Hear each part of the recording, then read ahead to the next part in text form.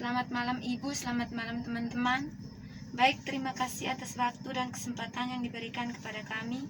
Di sini kami akan mempresentasikan diskusi kelompok kami.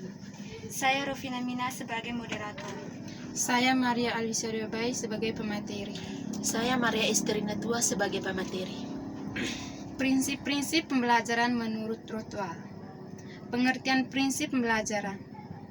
Prinsip merupakan sebuah kebenaran atau kepercayaan yang diterima sebagai dasar dalam berpikir atau bertindak. Jadi prinsip dapat diartikan sebagai sesuatu yang menjadi dasar pokok berpikir, berpijak atau bertindak.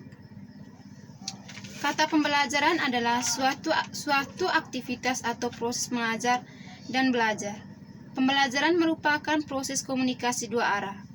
Mengajar yang dilakukan oleh pihak guru dan belajar yang dilakukan oleh peserta didik.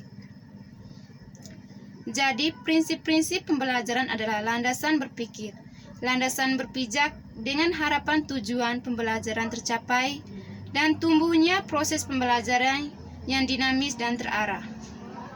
Macam-macam prinsip pembelajaran. 1. Prinsip kesiapan. Prinsip kesiapan adalah proses belajar yang dipengaruhi oleh siswa. Yang dimaksud dengan kesiapan siswa ialah kondisi yang memungkinkan ia dapat belajar. 2. Prinsip motivasi. Tujuan dalam belajar diperlukan untuk suatu proses yang terarah. Motivasi adalah suatu kondisi dari pelajar untuk memperkarasi kegiatan, mengatur arah kegiatan itu dengan memelihara kesungguhan. Prinsip tujuan. Tujuan harus tergambar jelas dalam pikiran dan diterima oleh para pelajar pada saat proses terjadi. Prinsip belajar efektif. Proses belajar efektif, seseorang menemukan bagaimana ia menghubungkan dirinya dengan mengamal pengalaman baru. Belajar efektif mencakup nilai emosi, dorongan, minat, dan sikap.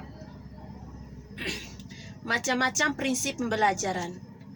Pertama, prinsip umum, yaitu prinsip pembelajaran yang dapat diberlakukan untuk semua mata pelajaran di suatu sekolah, program pendidikan.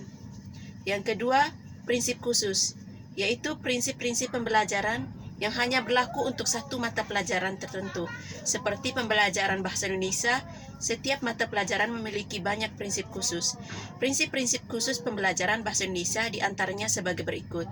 Ajarkan bahasa, bukan tentang bahasa yaitu pembelajaran bahasa merupakan aktivitas membina siswa, mempergunakan bahasa sebagai alat komunikasi sebagai penutur bahasa.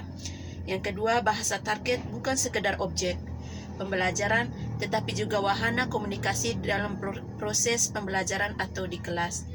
Sejauh mungkin gunakan bahasa otentik yang digunakan dalam konteks nyata sebagai sumber bahan ajar, seperti bahasa di surat kabar, bahasa nyata dalam kehidupan. Setiap bahasa memiliki sistem bahasanya sendiri. Baik, terima kasih. Alasan yang kami ambil dari diskusi kelompok kami adalah karena prinsip tersebut masih berlaku sampai sekarang. Dan proses pembelajaran bukan hanya bertatap muka saja, tetapi bisa melalui media sosial, contohnya di E-Link dan via Zoom. Baik, sekian saja dari diskusi kelompok kami. Terima kasih.